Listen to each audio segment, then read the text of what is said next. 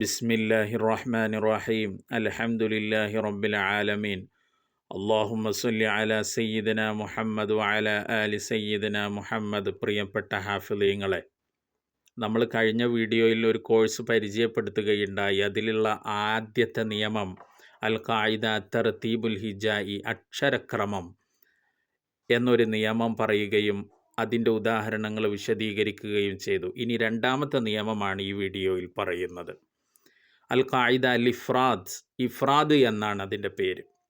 അൽ ഇനായത്തു bill ആയത്തിൽ വഹീദ എന്നും വേണമെങ്കിൽ ഇതിന് പറയാവുന്നതാണ്. ഈ നിയമത്തിന് എന്താണ് ഇതുകൊണ്ട് ഉദ്ദേശിക്കുന്നത്? മുത്തശാബിഹായ ഒരു കൂട്ടം ആയത്തുകൾ, ആ കൂട്ടം ആയത്തുകളിൽ തുല്യമായിട്ട് തെറ്റുകൾ അല്ലെങ്കിൽ വ്യത്യസ്തതകളൊന്നും കാണാതെ എല്ലാ അക്ഷരങ്ങളും വാചകങ്ങളും ഒരേപോലെയുള്ള ഒരു കൂട്ടം ആയത്തുകളിൽ വ്യത്യസ്തത പുലർത്തുന്ന, എന്നാൽ ഇതിനോട് മുത്തശാബിഹാണ്, പക്ഷേ അതിൽ നിന്ന് വ്യതിരിക്തത പുലർത്തുന്ന, വ്യത്യസ്തത പുലർത്തുന്ന ഒരേ ഒരു ആയത്തുണ്ടാകും. ആ ആയത്തിനെ നമ്മൾ പരിഗണിക്കുകയും ശ്രദ്ധിക്കുകയും കൃത്യമായി ഓർത്തു വെക്കുകയും ചെയ്തു കഴിഞ്ഞാൽ ബാക്കി ഇതേപോലെ തുല്യമായി വന്ന മറ്റുള്ളതൊക്കെ നമുക്ക് ശ്രദ്ധിച്ച് പാരായണം ചെയ്യാൻ കഴിയും, തെറ്റാതെ ഓതാൻ കഴിയുന്ന ഒരു നിയമമാണ്. ഈ ഇഫ്രാദ് ഖായിദയിൽപ്പെടുന്ന ഒരുപാട് ആയത്തുകൾ വിശുദ്ധ ഖുർആനിൽ നമുക്ക് കാണാൻ കഴിയും. പക്ഷേ നമ്മളിവിടെ രണ്ട് ഉദാഹരണങ്ങൾ മാത്രമാണ് പരിചയപ്പെടുത്തുന്നത്. സമയത്തിൻ്റെ പരിമിതി മൂലം രണ്ട് ഉദാഹരണങ്ങൾ മാത്രമാണ് നമ്മൾ പരിചയപ്പെടുത്തുന്നത്. അതിലാദ്യത്തെ ഉദാഹരണം നോക്കൂ. ഉദാഹരണം പറയുമ്പോൾ വ്യക്തമാകും. ഇന്ന റബ്ബക ഹുവ ആലമു മൻ യളില്ലു അൻ സബീലി, സൂറത്തുൽ അൻആമിൽ മൻ യളില്ലു അൻ സബീലിഹി എന്നുള്ളതാണ്. ഈ കൂട്ടത്തിൽ നിന്ന് തെറ്റി വന്ന ആയത്താണത്. മുത്തശാബിഹായ ഒരു കൂട്ടം ആയത്തുകൾ നമ്മൾ പറഞ്ഞു.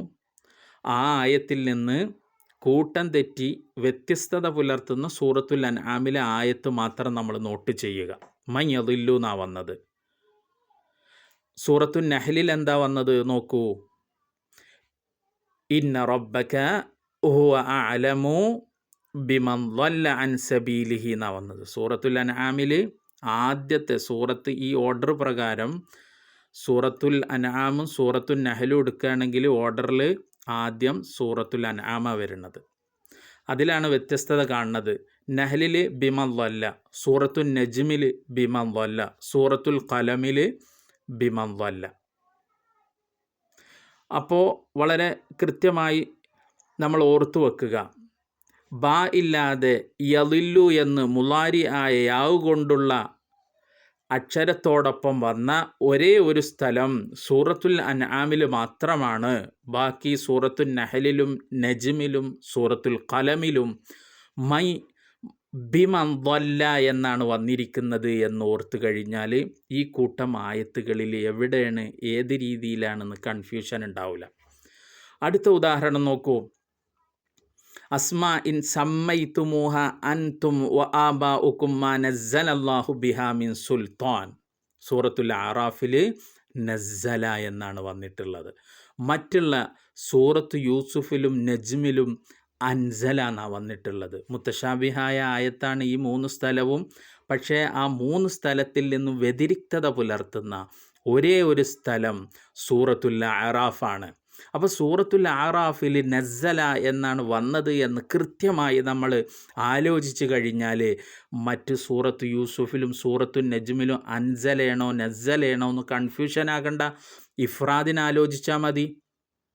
ഇഫ്രാദ് ഒറ്റപ്പെട്ടു വന്ന ആ ആയത്ത് മാത്രം ആലോചിക്കുമ്പോൾ മറ്റ് രണ്ട് സ്ഥലങ്ങളിലും വന്നതേതാണ് എന്ന് നമ്മൾക്ക് കൺഫ്യൂഷൻ ആകാതെ വിശുദ്ധ ഖുർആൻ പാരായണം ചെയ്യാൻ പറ്റുന്ന നല്ല മനോഹരമായൊരു ഖായിദയാണ്. സൂറത്ത് യൂസുഫിൽ നോക്കൂ. ഇല്ല അസ്മാ അൻ സമ്മൈതുമൂഹ അൻതും വ ആബാഉകും മാ അൻസലല്ലാഹു ബിഹ, അൻസല എന്നാ വന്നത്. അതുപോലെ സൂറത്തു നജ്മിലും നോക്കൂ, അൻസലല്ലാഹു ബിഹ എന്നാ വന്നിട്ടുള്ളത്. ഇതിൽ നിന്ന് വ്യത്യസ്തത പുലർത്തുന്നത് സൂറത്തുൽ അറാഫാണ്.